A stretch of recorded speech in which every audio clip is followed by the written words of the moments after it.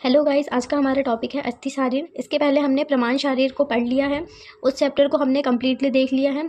अब हम अस्थि शारीर पढ़ेंगे। अस्थि शारीर को मॉडर्न में ऑस्टियोलॉजी बोलते हैं। तो अब हम अपना टॉपिक आज का स्टार्ट करते हैं। तो पहले हम देखेंगे परिचय। परिचय में देखेंगे कि ऑस्टियोलॉजी जो है वो दो शब्द से मिलकर बना है, ऑस्टियो प्लस लॉजी। ऑस्टियो का मतलब होता है बोन और लॉजी का मतलब होता है साइंस या स्टडी। तो ऑस्टियोलॉजी की अगर डेफिनेशन देखें तो दो डेफिनेशन बनती है। पहली, the science of bones is known as osteology and second one is the study of bone is known as osteology. ठीक है, जब हम किसी बोन की स्टडी करते हैं तो उसको हम ऑस्टियोलॉजी बोलेंगे, क्योंकि ऑस्टियो का मतलब बोन होता है। ठीक है, या फिर हम आयुर्वेद की दृष्टि से देखें तो अस्थि विज्ञान जो है या अस्थि संस्थान या जिसे हम बोनी स्केलेटन या बोनी सिस्टम कहते हैं, वो जो होता है अस्थि शारीर कहलाता है। ठीक है, जो अस्थि शारीर जो है या स्केलेटन हम जो कहते हैं, ये एक हमारे मनुष्य शरीर साधारण आकृति होती है, या फिर हमारा जो शरीर होता है वो इस पिंजरे में मतलब कि स्केलेटन के फ्रेमवर्क से कवर होता है। ठीक है, तो वो अस्थि होती है। देन आयुर्वेद शास्त्र के अनुसार पुरुष शरीर सप्त धातु से निर्मित होता है। तो आप पढ़ते आए होंगे स्टार्टिंग से कि जो आयुर्वेद शास्त्र है उसमें 7 धातुएं बताई गई है, रस, रक्त, मांस, मेद, अस्थि, मज्जा और शुक्र। ये 7 धातुएं होती है। इसका श्लोक भी है जो इंपॉर्टेंट है, भाव प्रकाश ने भी दिया है और अष्टांग हृदय के अनुसार भी है। ठीक है, तो इसका श्लोक आपको याद करना है, रस असरग मांस मेदो अस्थि मज्जा शुक्रानी धातवः।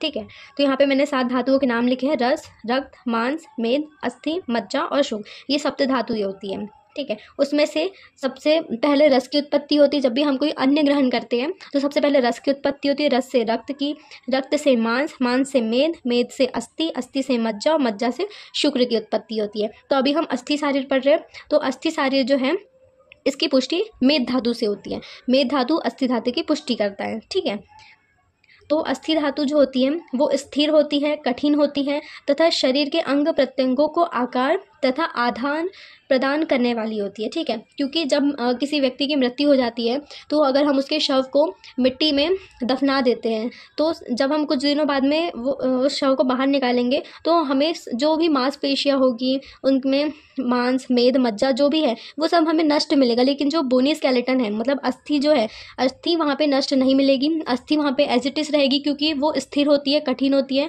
और हमारे पूरे शरीर को आधार प्रदान करती है।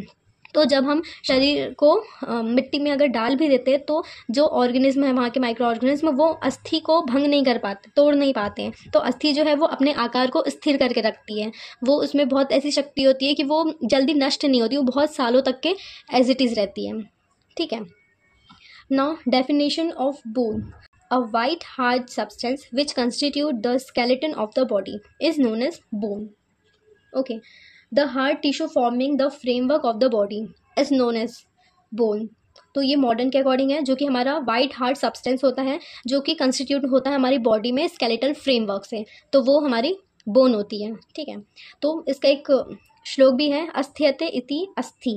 अस्थियते इति अस्थि मतलब कि अपने रूप को धारण करे हुए रहती है, इसलिए इसे अस्थि कहते हैं। इसी से वह अन्य धातुओं की अपेक्षा अधिक समय तक अपना ही रूप धारण किए हुए रहती हैं। इस श्लोक का यही मतलब है कि जो अस्थि होती है वो अधिक समय तक अपने ही रूप को धारण किए हुए रहती है अन्य धातुओं की अपेक्षा। तो अस्थि शारीर जो है वो पूरा अस्थि पर बेसिस है। तो हमें अस्थि को बहुत डिटेल में देखना है कि हमने पहले अस्थि का परिचय देखा, उसकी डेफिनेशन देखी। डेफिनेशन में ये वाली जो कोटेशन लाई है ना मैंने, स्थिर, कठिन तथा शरीर के अंग प्रत्यंगों को आकार तथा आधार प्रदान करने वाली, तो ये डेफिनेशन में आ जाएगी। ठीक है, उसके बाद में अस्थियों का स्वरूप देखते हैं। तो अस्थियों का जो स्वरूप है, अस्थि धातु शरीर में सबसे कठिन भाग है, मतलब कि अत्यधिक कठिन भाग होती है शरीर में। अगर अस्थि के गुण देखें तो अस्थि में गुरु, खर, कठिन, स्थूल, स्थिर, ये सभी गुण जो है ये पाए जाते हैं। और एक और गुण होता है दृष्टिमान गुण, जो है वो पाया जाता है, क्योंकि हम बोन्स को फील कर सकते हैं। कुछ बोन्स होती है सबक्यूटेनियस होती है, जैसे कि क्लेविकल, अल्ना की ओलेक्रेनॉन प्रोसेस, वो भी सबक्यूटेनियस होती है। ठीक है, पटेला सबक्यूटेनियस होती है। तो ये जो है इसको द्रव्यमान, दृष्टिमान या मूर्तिमत भी कहते हैं। ये वाला गुण भी अस्थि में पाया जाता है। फिर तीसरे गुण पे आते हैं, शरीर को धारण करती है, मज्जा और मांस धातु की पुष्टि करती है। ठीक है, जो अस्थि है वो शरीर को धारण करती है और मज्जा धातु और मांस धातु की पुष्टि भी करती है। ठीक है, फिर अब अस्थियों का पंचभौतिक संगठन देखते हैं। तो पंचभौतिक संगठन में एक श्लोक है, पंच महाभूतानाम खम वायुर् गिरिरापः क्षितिमास्थिता। तो ये चरक शारीर स्थान का श्लोक है। ये श्लोक भी आप स्टार्टिंग से पढ़ के आए होंगे, इसलिए मैंने यहाँ पे नोट डाउन नहीं किया है, क्योंकि जितने भी ये जो श्लोक है ये क्रिया शारीर के फर्स्ट चैप्टर में ही आ जाते हैं, तो वो तो याद करना मस्ट ही होता है फर्स्ट ईयर में।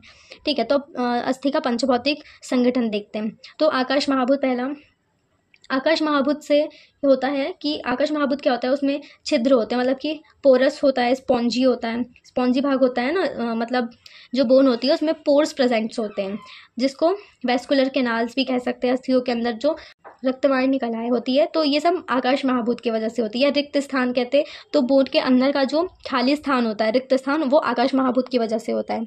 फिर है वायु महाभूत। वायु महाभूत की वजह से अस्थियों की प्राणमयता में क्या होता है, परिवर्तनशीलता आती है, वृद्धि होती है, मतलब ग्रोथ होती है, पुनरूप उत्पादक होता है, मतलब कि रीजनरेशन की प्रॉपर्टी आती है, तो ये वायु महाभूत से होता है। फिर अग्नि महाभूत का क्या रोल है, तो अग्नि महाभूत से रक्तमयता आती है। ठीक है, फिर जल महाभूत, तो जल महाभूत से लचकीलापन आता है।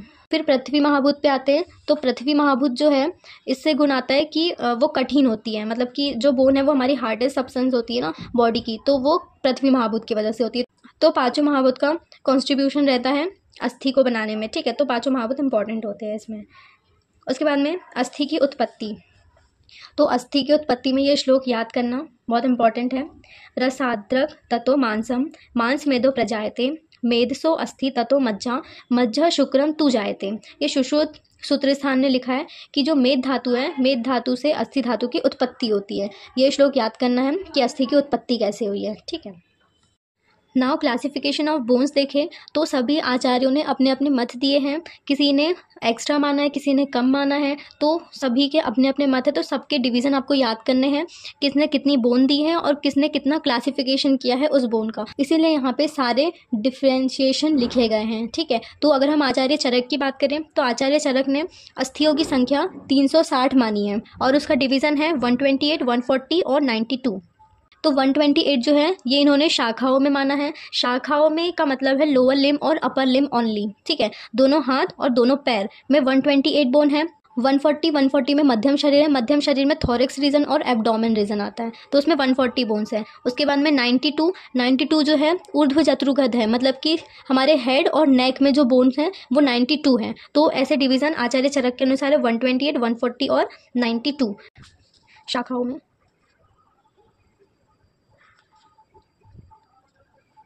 मध्य शरीर,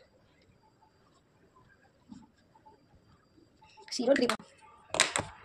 ठीक है, 128 जो है वो शाखाओं में है, 140 मध्यम शरीर में है और 92 सीरो और ग्रीवा में है। ऐसा सबके डिवीजन चलेंगे। पहला वाला जो है वो शाखाओं को डिनोट करेगा, सेकंड वाला मध्यम शरीर को और थर्ड वाला सीरो और ग्रीवा को। ठीक है, तो आचार्य चरक का पता चला। और इन्होंने जो 360 बोन मानी है तो इसमें इन्होंने सारी बोन्स इंक्लूड किए, उसमें एक्स्ट्रा इंक्लूड किया नख, दंत और तरुण अस्थि। ठीक है, ये 3 चीज़ें इन्होंने एक्स्ट्रा ऐड किए तो उनके 360 बोन्स हो गई।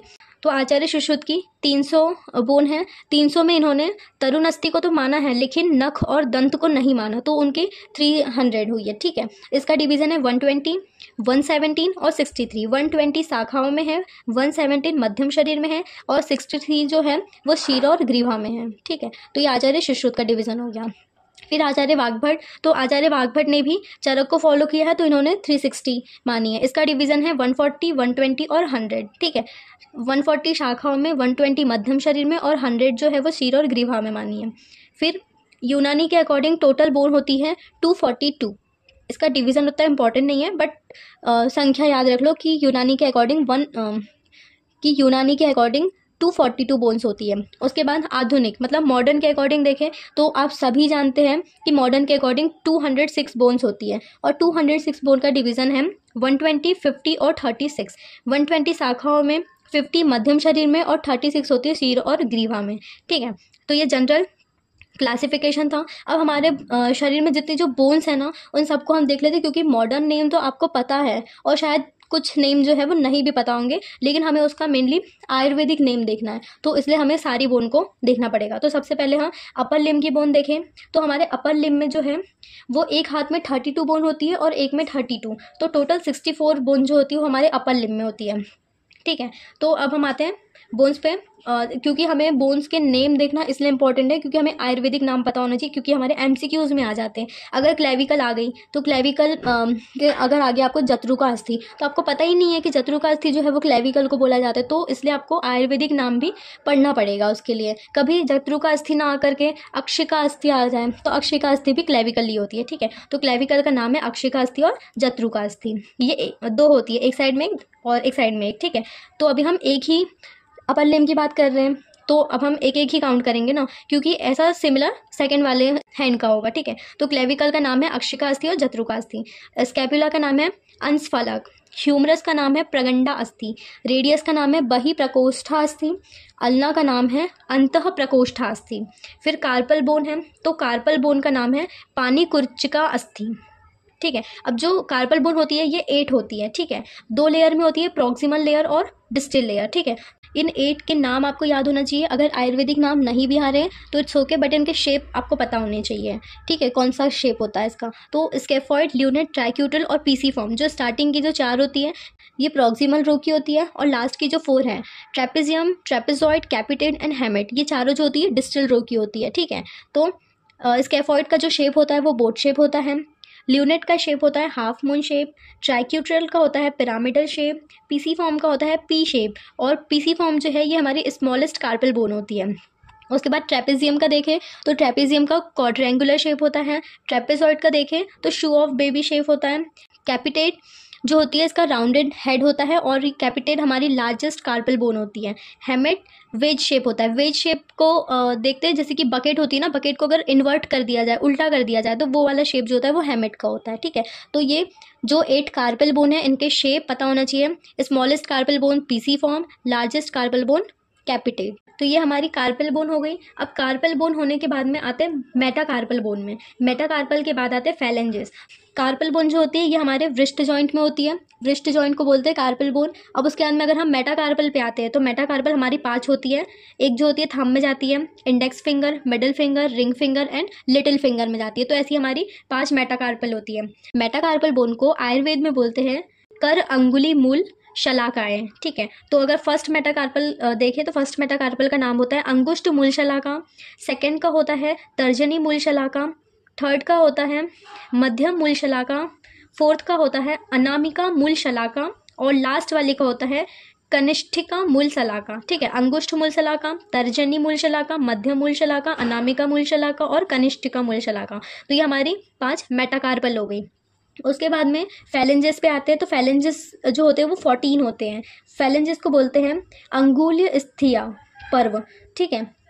तो 14 फैलेंजेस जो हैं, अगर प्रॉक्सिमल फैलेंजेस की बात करें, प्रॉक्सिमल वाले जो होते हैं वो 5 होते हैं, और जो अधर वाले जो होते हैं ये भी 5 होते हैं, लेकिन जो मिडिल वाले जो होते हैं वो 4 ही होते हैं, क्योंकि वो फिंगर में ही होते हैं, क्योंकि हमारे फिंगर में ही 3 फैलेंजेस प्रेजेंट होते हैं, थंब में हमारे 2 फैलेंजेस प्रेजेंट होते हैं, ऊर्ध्व और अधः, ठीक है। और बाकी फिंगर्स में तीनों फैलेंजेस प्रेजेंट होते हैं, ऊर्ध्व, मध्य और अधः, ठीक है। तो 14 फैलेंजेस होते हैं। तो हमारा अपर लिम्ब की जो बोन है वो कंप्लीट हो गई, 32 बोन्स एक हाथ की, ठीक है। इसमें मैंने मेंशन नहीं किया है मेटाकार्पल्स को और फैलेंजेस को, क्योंकि वो मैंने आपको हाथ से बता दिया है, बाकी बोन्स को मैं नहीं बता सकती थी, दैट्स वाई मैंने लिख दिया।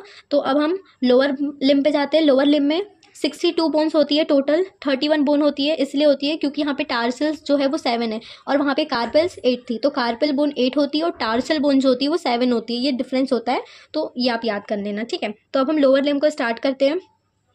पहली है इसमें हिप बोन, हिप बोन को बोलते हैं शोनी फलक। फिर आती है फीमर, फीमर को बोलते हैं ऊर्ध्व अस्थि। टीबिया अंतः जंघा अस्थि, फिब्यूला बही जंघा अस्थि। पटेला को बोलते हैं जानु कपालिका। टार्सल्स बोन्स को बोलते हैं पाद कुर्चिका अस्थिका, ठीक है। तो ये टार्सल बोन्स होती है। इसके भी आयुर्वेदिक नाम ना भी पता हो चलेगा, बट इनके शेप पता होनी चाहिए कुछ कुछ के, और जो है कौन सी लार्जेस्ट है ये पता होना चाहिए, ठीक है। तो टेलस बोन देखें, टेलस बोन जो होती है ये सेकंड लार्जेस्ट टार्सल बोन होती है, क्योंकि जो टार्सल बोन है उसमें 2 लार्ज होती है, तो टेलस सेकंड लार्जेस्ट है। एंड जो कैल्केनियस है, कैल्केनियस हमारी फर्स्ट लार्जेस्ट बोन होती है, ठीक है। टार्सल बोन में ये स्ट्रॉन्गेस्ट भी होती है और लार्जेस्ट भी होती है। फिर नेविकुलर जो है ये बोट शेप की होती है। फिर आता है क्यूनिफॉर्म। क्यूनिफॉर्म जो बोन है ये वेज शेप की होती है और क्यूनिफॉर्म हमारी 3 होती है। पहली होती है मीडियल क्यूनिफॉर्म, दूसरी होती है इंटरमीडिएट क्यूनिफॉर्म और तीसरी होती है लेटरल क्यूनिफॉर्म। ठीक है, मीडियल, इंटरमीडिएट और लेटरल, ये 3 हमारी क्यूनिफॉर्म बोन होती है, टार्सल बोन, जो कि वेज शेप की होती है। फिर लास्ट होती है क्यूबॉइड। तो क्यूबॉइड वाली जो बोन है ये लेटरल बोन होती है। ठीक है, तो ऐसी 7 टार्सल बोन्स होती है। ठीक है, तो ये हमारी लोअर लिम्ब की बोन है। उसके बाद में हमारे पास आती है मेटाटार्सल बोन्स। ठीक है, तो जैसे हमने वहाँ पे बताया था हैंड्स में मेटाकार्पल, वैसे ही लेग में मेटाटार्सल होती है। तो जो थंब वाला होता है उसको अंगुष्ठ मूल शलाका, तर्जनी मूल शलाका, मध्य मूल शलाका, अनामिका मूल शलाका, कनिष्ठिका मूल शलाका, ये ऐसी पैरों की होती है। ठीक है, उसके बाद फैलेंजेस देखें तो सेम वही रिपीट होंगे। ठीक है, 14 फैलेंजेस होते हैं। जो हमारा मिडिल वाला होता है वो थंब में होता है, तो वो बस एक जो है कम होगा, बाकी 14 होते हैं। बाकी फिंगर्स में 3-3 होते हैं। ठीक है, तो हमारे 14 फैलेंजेस जो है लोअर लिम्ब में होते हैं। तो ये हमारे लोअर लिम्ब की बोन कंप्लीट हो गई। उसके बाद में अब हम पढ़ेंगे वर्टिब्री। तो वर्टिब्रा जो है इसको आयुर्वेद में बोलते हैं कशेरुका, और वर्टिब्रा हमारी बॉडी में 33 होती है। तो इसमें डिविजन्स होते हैं सर्वाइकल, थोरैक्स, लंबर, सैक्रल और कॉकेक्स। ठीक है, तो जो सर्वाइकल वर्टिब्रा होती है उसको कहते हैं ग्रीवा कशेरुका, जो कि 7 नंबर्स में होती है। फिर आते हैं थोरेसिक वर्टिब्रा, थोरेसिक को कहते हैं पृष्ठ कशेरुका, ये 12 होती है। लंबर वर्टिब्रा जो है ये इसको कहते हैं कटी कशेरुका, ये 5 होती है। सैक्रल वर्टिब्रा जो होती है उसको कहते हैं त्रिक कशेरुका, ये 5 होती है। और अगर हम सैक्रम बोलें तो सैक्रम एक ही होता है। अगर सैक्रल वर्टिब्रा बोलेंगे तो वो 5 होती है, और सिर्फ सैक्रम बोले तो वो एक ही होता है। ठीक है, क्योंकि जो सैक्रल वर्टिब्रा होती है वो फ्यूज्ड फॉर्म में होती है, तो उसको हम सैक्रम भी बोलते हैं, तो सैक्रम एक ही होगा। फिर आता है कॉकलेजियल वर्टिब्रा। तो कॉकलेजियल वर्टिब्रा को अनुत्रिक कशेरुका बोलते हैं, ये 4 होती है। जो टेल दिखती है ना सैक्रम के बाद में, एक टेल से निकली होती है, उसमें 4 कॉकलेजियल वर्टिब्रा होती है। लेकिन अगर हम कॉकेक्स बोले तो वो एक ही होता है। ठीक है, तो अगर हम वर्टिब्रा काउंट करें तो 33 होती है, और अगर उसमें हम सैक्रल वर्टिब्रा और कॉकलेजियल वर्टिब्रा को छोड़ के सैक्रम और कॉकेक्स ले लें तो 26 होती है। ठीक है, वर्टिब्रा। उसके बाद में अब हम आते हैं रिब्स पे। तो रिब्स को आयुर्वेद में कहते हैं परशुकाय। तो परशुकाय जो होती है ये 12 पेयर्स में होती है, इसका मतलब 24 रिब्स होती है। 12 जो होती है वो राइट साइड में होती है, और 12 जो होती है वो लेफ्ट साइड में होती है। तो रिब्स जो है वो 3 प्रकार की होती है, ट्रू रिब्स, फॉल्स रिब्स और फ्लोटिंग रिब्स। 1 से लेकर के 7 तक के जो रिब्स के जो पेयर होते हैं, 1 to 7 पेयर्स जो रिब्स होती है स्टार्टिंग की, वो होती है ट्रू रिब्स। ट्रू रिब्स को कहते हैं मुख्य परशुकाय। ठीक है, फिर आते हैं फॉल्स रिब्स में। तो फॉल्स रिब्स जो होते हैं वो होती है 7 के बाद में 8, 9 और 10। 8, 9 और 10 जो होती है उसको हम फॉल्स रिब कहते हैं। फॉल्स रिब को कहते हैं गौण परशुकाय। फिर आती है फ्लोटिंग रिब्स। तो जो फ्लोटिंग रिब्स होती है उसको कहते हैं खुली परशुकाय, ये 2 होती है। 11th और 12th नंबर की जो रिब्स होती है उसको फ्लोटिंग रिब्स कहते हैं। ठीक है, तो ये हमारी 24 रिब्स हो गई। उसके बाद में स्टर्नम। स्टर्नम जो होता है वो एक ही होता है, स्टर्नम में ही जो रिब्स हैं वो अटैच होती है। और जो रिब्स और स्टर्नम वाला जो पोर्शन है ये हम थोरैक्स में बहुत अच्छे से डिस्क्राइब कर चुके हैं। ठीक है, तो आपको बिल्कुल प्रॉब्लम नहीं होगी, क्योंकि हमने स्टर्नम का भी सेपरेट वीडियो लिया, हमारे शॉर्ट्स में भी स्टर्नम दिया हुआ है। तो उसमें कैसे ट्रू रिब्स लगी है, वो कैसे फॉल्स रिब है और कैसे फ्लोटिंग रिब्स है, वो सारी चीज़ें आपको वहाँ पे बता दी गई है। यहाँ पे सिर्फ हम अस्थि शरीर में जनरल इंट्रोडक्शन ले रहे हैं। ठीक है, तो इसके सारे डिटेल लेक्चर्स वहाँ डले हुए हैं पहले से ही। तो स्टर्नम को बोलते हैं उरह फलक, ये एक ही होता है। उसके बाद हम आते हैं स्कल पे। स्कल का मतलब सिर आयुर्वेद में। ठीक है, स्कल में 29 बोन्स होती है। तो स्कल कैप हम देखें, स्कल कैप में 8 होती है, frontal, occipital, sphenoid, इथेमॉइड, parietal and temporal. ठीक है, तो जो फ्रंटल बोन होती है उसको कहते हैं पुरह कपाल। ठीक है, पुरह कपाल अस्थि, जो कि एक होती है। फिर ऑसिपिटल बोन, तो ऑसिपिटल बोन को कहते हैं पश्चिम कपाल अस्थि, ये भी एक होती है। फिर है स्फेनॉइड, तो स्फेनॉइड को कहते हैं जत्तू का अस्थि, ये भी एक होती है। फिर है इथेमॉइड, इथेमॉइड को कहते हैं झरझरा अस्थि, ये भी एक होती है। फिर पेराइटल बोन, पेराइटल बोन को कहते हैं पार्श्व कपाल अस्थि, पेराइटल बोन 2 होती है। फिर आते हैं टेम्पोरल बोन में, तो टेम्पोरल बोन को कहते हैं शंख का अस्थि, ये भी 2 होती है। ठीक है, ये चारों जो होती है एक एक होती है, लेकिन पेराइटल एंड टेम्पोरल जो होती है 2 होती है। तो ऐसे 8 स्कल कैप होती है। उसके अंदर फेशियल बोन देखें तो फेशियल बोन में, फेशियल बोन जो है ये 14 होती है। पहले हम देखते हैं लेक्राइमल बोन। तो लेक्राइमल बोन को कहते हैं अक्षुपिठिका अस्थि, ये 2 होती है। मैग्जिला बोन, मैग्जिला बोन को कहते हैं ऊर्ध्व हन्व अस्थि, ये भी 2 होती है। फिर है मैंडिबल बोन, तो मैंडिबल बोन को कहते हैं अधो हन्व अस्थि, ये 1 होती है। नेसल बोन को देखें नासिका अस्थि, तो ये 2 होती है। इंफीरियर नेसल कॉन्गे मतलब कि शुक्तिका अस्थि, तो ये भी 2 होती है। फिर आते हैं वोमर बोन पे, तो वोमर बोन को कहते हैं सिरिका अस्थि, ये 1 होती है। पैलेटाइन, पैलेटाइन को कहते हैं तालवी अस्थि, ये 2 होती है। फिर जाइगोमेटिक बोन, तो जाइगोमेटिक बोन को कहते हैं गंडा अस्थि, ये भी 2 होती है, ठीक है। तो ऐसे फेशियल स्केलेटन जो है वो 14 होता है। फिर ऑडिटरी ऑसिकल्स में देखते हैं, तो ऑडिटरी ऑसिकल जो है वो 6 होते हैं, मतलब कि ईयर में 3 बोन होती है, तो 2 ईयर होते हैं तो 6 ऑडिटरी ऑसिकल्स होते हैं। मेलस इनकस स्टेपस, मेलस को कहते हैं हैमर, इसका शेप होता है इसलिए उसको शेप के नाम से, मेलस का शेप होता है हैमर, इसको कहते हैं मुदगरक अस्थि, ठीक है, ये 2 होती है। इनकस को कहते हैं एनविल, अंकुशक अस्थि कहते हैं, ये 2 होती है। स्टेपिस को कहते हैं स्टीरअप, फिर इसको कहते हैं धरणक अस्थि, ठीक है, ये भी 2 होती है। फिर आते हैं हायोइड बोन, तो हायोइड बोन को कहते हैं कंठिका अस्थि, ये 1 ही होती है, ठीक है। तो टोटल बोन हुई अगर स्कल की तो 8 हो गई स्कल कैप, 14 हो गई फेशियल स्केलेटन, 6 हो गई ऑडिटरी ऑसिकल और 1 हो गई हायोइड बोन, तो ये टोटल 29 बोन्स हो गई, ठीक है। तो ये हमारी बॉडी की पूरी बोन्स हमने आयुर्वेदिक नाम के साथ में देख लिया है, ठीक है। अब हम अस्थि के भेद देखेंगे आयुर्वेद के अनुसार। तो ये जो मैंने 7 लाइन का श्लोक लिखा है ये आपको याद करना है क्योंकि बहुत ज़्यादा इंपॉर्टेंट श्लोक है, ठीक है। क्योंकि बाकी सबके डिवीज़न तो मैं पढ़ा ही चुकी हूँ, बस आपको बोन्स का आयुर्वेदिक नाम बताना था तो वो भी हो गया। तो अब हम पढ़ते हैं अस्थियों के भेद जो कि आयुर्वेद में दिया गया है, ठीक है। एतानी पंचविधानी भवन्ति तथधा कपाल रुचक तरुण वलय नलक संज्ञानी तेषां जानु नितम अंशगंड तालु संक शिरः शुकपलानी दसनास्तु रुचकानी घ्राण कर्ण ग्रीवा अक्षिको शेषु तरुणानी पार्श्व पृष्ठ उरह शु वलयानी शेषानी नलक संज्ञानी। ये जो श्लोक है ये सुश्रुत सारे स्थान में दिया गया है 5/22, मतलब कि सुश्रुत सारे स्थान के 5वें अध्याय का 22 नंबर का श्लोक है ये, ठीक है। तो ये दिया गया है यहाँ पे, ये बताया गया एतानी पंचविधानी भवंती, मतलब कि हमारे पास में अस्थि के जो भेद है वो 5 दिए गए हैं। कपाल, रुचक, तरुण, वलय और नलक। कपाल, रुचक, तरुण, वलय और नलक, ये 5 अस्थियाँ दी हुई है हमारे पास में, ठीक है। फिर इन 5 में क्या क्या चीज़ें आती हैं वो बताया गया है, ठीक है। फिर इन सबके अलग अलग से भेद देखेंगे, जैसे कि यहाँ पे लिखा है तेषाम जानु नितम अंश गंड तालु शंख शिरः सु कपलानी, तो ये कपाल अस्थि के भेद है, जानु नितम अंश गंड तालु शंख शीर, ठीक है। तो जानु का मतलब पटेला, जानु मतलब पटेला हो गया, नितंब मतलब इलियम बोन, अंश मतलब होता है स्कैपुला, अंश फलक नाम था ना उसका, गंड मतलब कि जाइगोमेटिक बोन, तालु मतलब कि पैलेटाइन बोन, शंख मतलब टेम्पोरल बोन और शीर मतलब स्कल। तो इतनी जो बोन होती है ये कपाल में आती है। अब कपाल अस्थि का क्या मतलब है, कपाल अस्थि जो है वो सारी फ्लैट बोन्स होती है, ठीक है। कपाल में सारी ही फ्लैट बोन्स होती है, जो अस्थियां मिट्टी के घड़े के टुकड़े के समान होती है उसे कपाल अस्थि कहते हैं, ठीक है। ये सारी कपाल अस्थि होती है। इसका श्लोक में दिया हुआ है कपाल अस्थि के अंतर्गत कौन कौन से अस्थि, जानो नितम अंश गंड तालु शंख और शीर। फिर आते हैं रुचक अस्थि में, रुचक अस्थि में है दशनास्तु रुचकाणी, ठीक है। दशनास्तु रुचकाणी अर्थात दांत को रुचक कहते हैं, ठीक है, मतलब रुचक का मतलब ही टीथ है। ये अस्थियां कॉम के आकार की होती है, ठीक है, जैसे कॉम मतलब कंगी के आकार की होती है, क्योंकि हमारे जो टीथ हैं वो भी कैसे शेप में ना, ऐसे ऐसे, तो वो उसको हम को रिलेट कर सकते हैं कि कॉम के आकार की होती है, ठीक है। क्योंकि इनकी जो चमक और आकृति है वो नमक के रवे के समान होती है, इसलिए इसमें दांतों की गणना होती है, ठीक है। तो ये रोचक अस्थि है।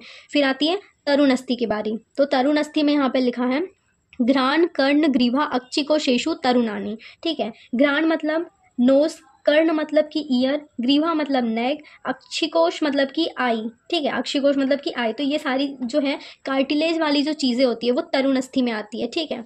ये अस्थियां प्रारंभ में कोमल होती है, ठीक है। ये अस्थियां जो है ये प्रारंभ में कोमल होती है, उचित आयु में अस्थि बन जाती है। दूसरी वह जो स्वभाव से ही तरुण अवस्था में रहती है उसे तरुण अस्थि कहते हैं, ठीक है। उसके बाद में आते हैं हम वलय अस्थि पे। तो वलय अस्थि में श्लोक में लिखा है पार्श्व पृष्ठ उरहसु वलयानी, पार्श्व पृष्ठ उरहसु वलयानी। तो पार्श्व का मतलब होता है रिब्स, अभी पढ़ा, रिब्स मतलब पार्श्व, पृष्ठ मतलब होता है बैकबोन या वर्टिबल कॉलम, ठीक है। उरह मतलब होता है स्टर्नम। तो ये जो 3 बोन होती है ये वलय अस्थि में आती है, ठीक है। तो वलय अस्थि को राउंड बोन भी कहते हैं। जिन अस्थियों में घुमाव हो या बैंगल के समान हो उसे वलय अस्थि कहते हैं। उसके बाद में आती है नलक अस्थि। तो नलक अस्थि में यहाँ पे दिया गया है शेषानी नलक संज्ञानी, मतलब कि अब जितनी भी बच गई है उन सभी को नलक अस्थि में रखा गया। तो नलक अस्थि जो होती है वो लॉन्ग बोन होती है। सारी लंबी अस्थियों की गणना नलक अस्थि में ही की गई है, ठीक है। जितनी भी शेष अस्थियां बच जाती है उन सभी को नलक अस्थि में रख देते हैं।